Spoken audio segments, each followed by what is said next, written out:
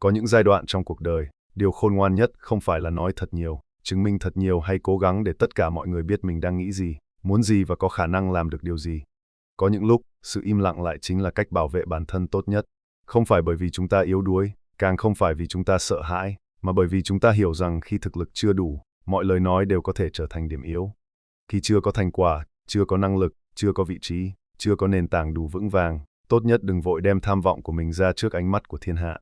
Hãy âm thầm quan sát, âm thầm học hỏi, âm thầm trưởng thành và để thời gian trả lời thay cho những lời giải thích của bạn. Cuộc đời này vốn không phải lúc nào cũng công bằng. Có người sinh ra đã có điều kiện, có người phải tự mình từng bước từ con số không. Có người vừa xuất hiện đã được tôn trọng, có người phải mất rất nhiều năm mới khiến người khác nhìn mình bằng ánh mắt khác. Nhưng dù xuất phát điểm khác nhau, có một điều mà ai cũng phải học, đừng để bản thân trở thành người chỉ biết nói về những điều mình chưa làm được. Người trưởng thành không cần lúc nào cũng phải chứng minh mình đúng. Họ hiểu rằng giá trị thật sự không nằm trong những lời tuyên bố, mà nằm ở những gì họ âm thầm tạo ra. Trong cuộc sống, tình thân, tình bạn hay tình yêu đều rất đáng quý, nhưng chúng ta cũng không nên ngây thơ cho rằng tiền bạc hoàn toàn không có mặt trong những mối quan hệ ấy. Tiền không mua được tất cả, nhưng tiền ảnh hưởng đến rất nhiều thứ trong cuộc sống. Khi khó khăn, chúng ta mới hiểu một bữa cơm, một mái nhà, một khoản viện phí, một cơ hội học tập hay một chuyến xe về quê đều có thể liên quan đến tiền. Khi trưởng thành, chúng ta cũng nhận ra rằng nhiều mối quan hệ tưởng như chỉ được xây dựng bằng tình cảm, nhưng phía sau vẫn tồn tại những yếu tố rất thực tế, trách nhiệm, điều kiện sống, khả năng chia sẻ, sự ổn định và tương lai. Điều đó không có nghĩa tình cảm là giả tạo. Nó chỉ nhắc chúng ta rằng con người sống trong một thế giới thực tế, nơi cảm xúc và vật chất thường tồn tại song song. Tình thân có thể rất thiêng liêng, nhưng khi một gia đình liên tục đối mặt với áp lực tài chính, những cuộc tranh cãi cũng dễ xuất hiện hơn. Tình bạn có thể bắt đầu bằng sự chân thành, nhưng khi lợi ích, tiền bạc hoặc quyền lợi xuất hiện, chúng ta mới biết ai thật sự coi trọng mình và ai chỉ coi trọng những gì mình có thể mang lại. Tình yêu cũng vậy. Những lời hứa có thể rất đẹp, những cảm xúc có thể rất mãnh liệt, nhưng để cùng nhau đi đường dài, con người vẫn cần trách nhiệm, khả năng chăm sóc và xây dựng một cuộc sống ổn định. Vì vậy, đừng ghét tiền bạc, cũng đừng thần thánh hóa tiền bạc. Hãy hiểu đúng vị trí của nó. Tiền không phải là tất cả, nhưng thiếu tiền có thể khiến rất nhiều lựa chọn trong cuộc đời trở nên khó khăn hơn.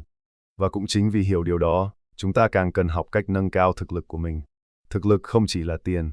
Thực lực là kiến thức, kỹ năng, bản lĩnh, sức khỏe, khả năng suy nghĩ độc lập, khả năng kiểm soát cảm xúc, khả năng chịu trách nhiệm với cuộc đời mình và quan trọng nhất là năng lực tạo ra giá trị. Một người có thực lực không nhất thiết phải giàu có, nhưng họ thường có khả năng tự đứng trên đôi chân của mình. Họ không dễ dàng sụp đổ chỉ vì một lời chê bai. Họ không phải chạy theo sự công nhận của tất cả mọi người. Họ cũng không cần kể lể quá nhiều về những dự định chưa thành hiện thực, bởi vì họ hiểu một nguyên tắc rất đơn giản, thứ chưa thuộc về mình thì không cần vội khoe ra. Bạn có thể có một kế hoạch rất lớn, nhưng đừng vội kể cho tất cả mọi người.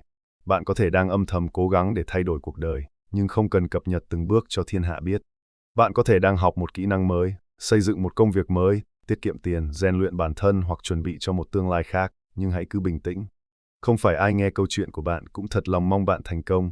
Có người nghe để tò mò, có người nghe để so sánh, có người nghe để tìm điểm yếu, có người nghe để chờ ngày bạn thất bại rồi nói rằng họ đã đoán trước.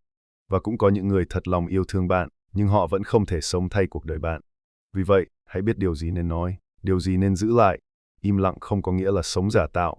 Im lặng là biết lựa chọn thời điểm.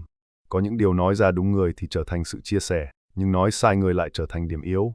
Có những giấc mơ được nói ra sẽ nhận được sự động viên, nhưng cũng có những giấc mơ vừa nói ra đã bị người khác dội cho một gáo nước lạnh. Khi bản thân chưa đủ mạnh, những lời hoài nghi bên ngoài rất dễ trở thành sự hoài nghi bên trong. Bạn đang cố gắng nhưng người khác nói rằng bạn không làm được. Bạn đang bắt đầu nhưng người khác cười rằng bạn quá nhỏ bé. Bạn đang xây dựng nhưng người khác bảo rằng chẳng đi đến đâu. Nếu bản lĩnh chưa đủ, bạn sẽ bắt đầu nghi ngờ chính mình.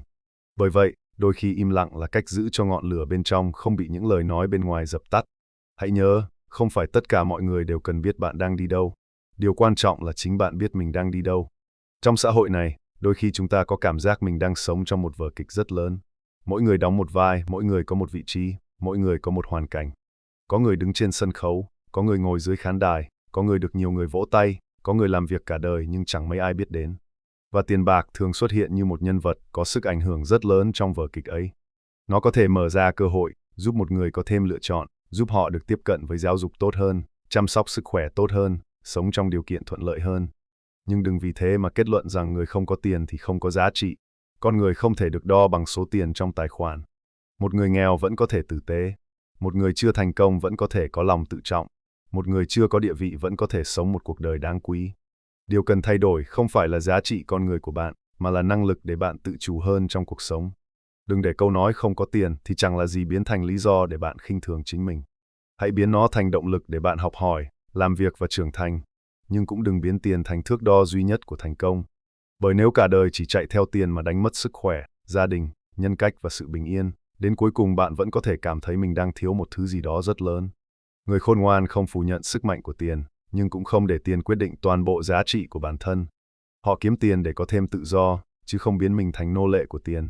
Họ nâng cao thực lực để có quyền lựa chọn, chứ không phải để đứng trên đầu người khác. Họ muốn thành công để cuộc sống tốt hơn, chứ không phải để trả thù những người từng coi thường mình. Có một điều rất quan trọng mà nhiều người chỉ hiểu sau khi đã trải qua nhiều tổn thương, đừng dễ dàng bộc lộ tất cả cảm xúc của mình. Không phải cảm xúc nào cũng cần được phơi bày. Không phải ai cũng xứng đáng biết bạn đang buồn vì điều gì. Không phải ai cũng cần biết bạn đang sợ điều gì. Không phải ai cũng cần biết bạn đang yêu ai, ghét ai, thất vọng vì ai hay đang đặt hy vọng vào điều gì. Khi bạn bộc lộ quá nhiều, bạn vô tình trao cho người khác rất nhiều thông tin về mình. Và nếu gặp đúng người, họ sẽ dùng những điều đó để hiểu và giúp bạn. Nhưng nếu gặp sai người, họ có thể dùng chính những điều đó để làm tổn thương bạn. Vì vậy, trưởng thành không phải là trở nên lạnh lùng. Trưởng thành là biết quản lý cảm xúc của mình. Bạn có thể buồn, nhưng không nhất thiết phải kể cho tất cả mọi người. Bạn có thể tức giận, nhưng không nhất thiết phải phản ứng ngay. Bạn có thể thất vọng, nhưng không cần vội vàng đưa ra quyết định trong lúc cảm xúc đang lên cao. Bạn có thể yêu một người rất nhiều, nhưng vẫn cần giữ lại một phần tỉnh táo cho chính mình. Bởi vì khi cảm xúc điều khiển hành động, chúng ta rất dễ làm những điều mà sau này phải hối tiếc. Người mạnh mẽ không phải là người không có cảm xúc. Người mạnh mẽ là người có cảm xúc nhưng không để cảm xúc kéo mình đi.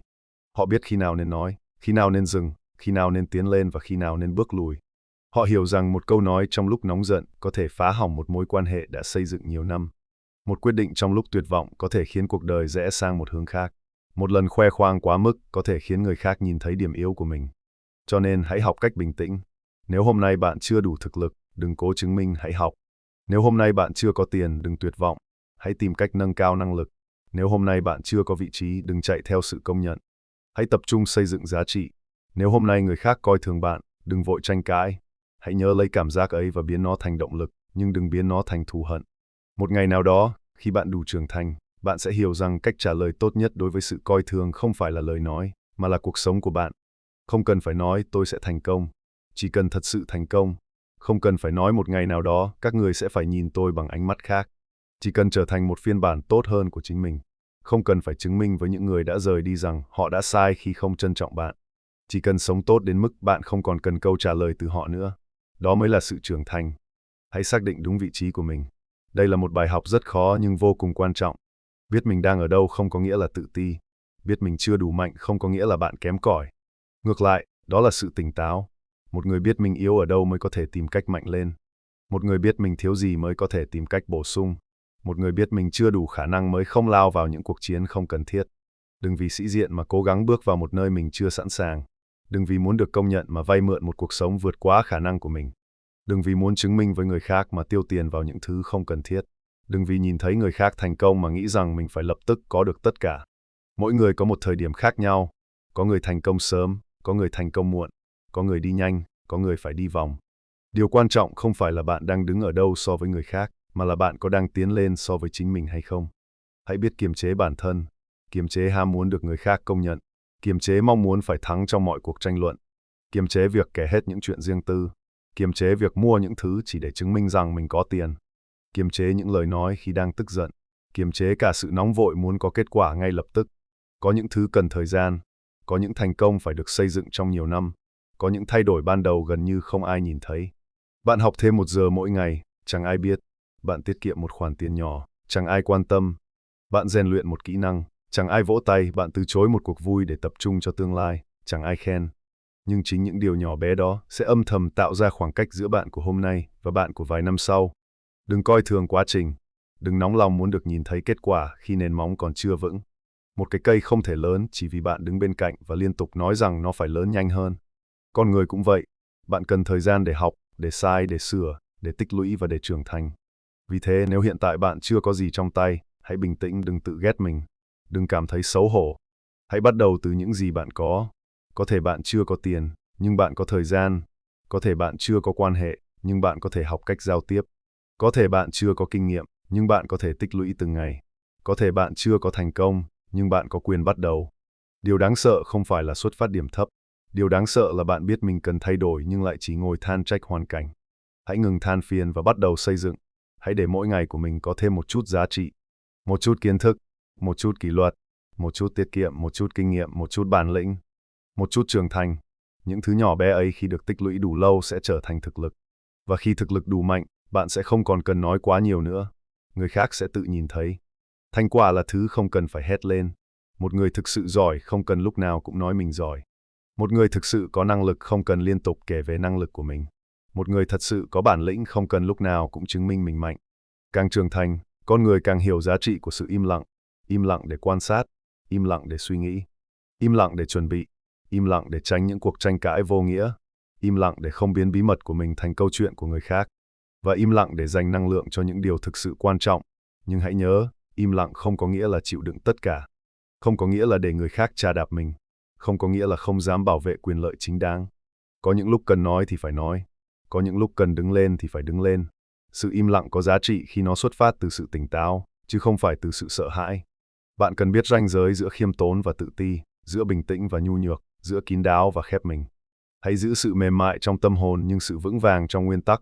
Có thể bạn không cần phải thắng tất cả mọi người, nhưng nhất định phải thắng được sự nóng vội của chính mình. Có thể bạn không cần khiến tất cả mọi người yêu quý, nhưng nhất định phải học cách tôn trọng bản thân. Có thể bạn chưa có tiền, nhưng đừng để người khác mua được lòng tự trọng của bạn. Có thể bạn chưa có địa vị, nhưng đừng vì thế mà sống trái với nguyên tắc của mình. Có thể bạn đang ở đáy, nhưng đáy không phải là nơi bạn phải ở mãi mãi. Nếu hôm nay bạn chưa đủ thực lực, hãy yên lặng mà xây dựng. Nếu hôm nay bạn chưa đủ khả năng, hãy yên lặng mà học hỏi. Nếu hôm nay bạn chưa đủ tiền, hãy yên lặng mà làm việc và quản lý cuộc sống của mình tốt hơn. Nếu hôm nay bạn chưa được tôn trọng, hãy yên lặng mà hoàn thiện bản thân. Đừng cố giải thích với những người không muốn hiểu. Đừng cố chứng minh với những người đã quyết định coi thường bạn.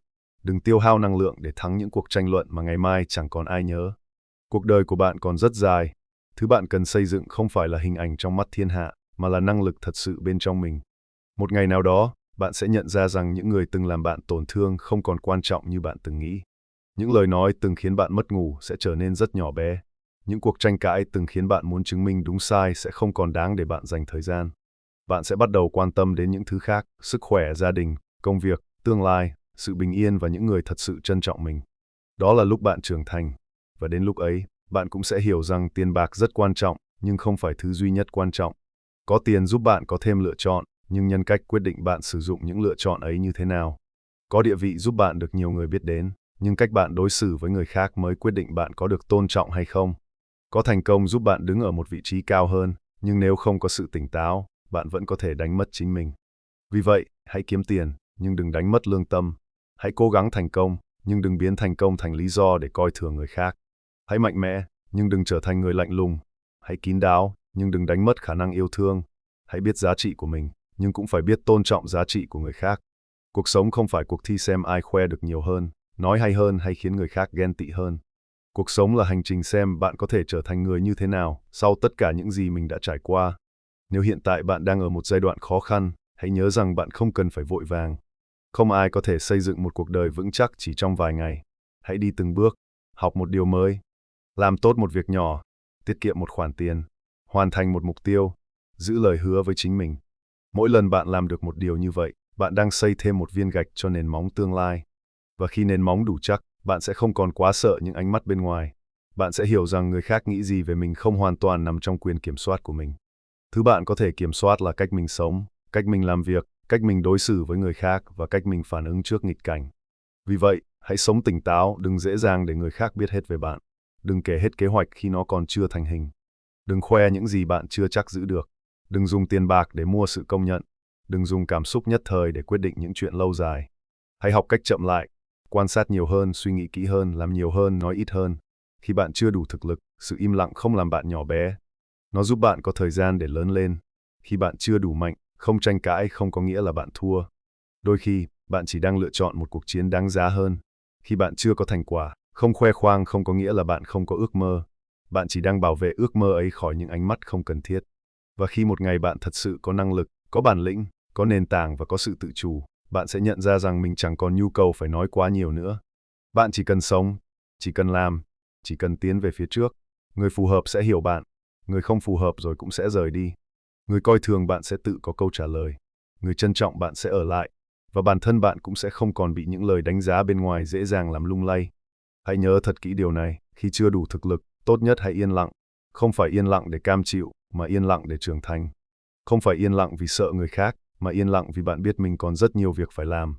Hãy để người khác nói, hãy để họ phán xét, hãy để họ nghi ngờ. Còn việc của bạn là tiếp tục tiến lên.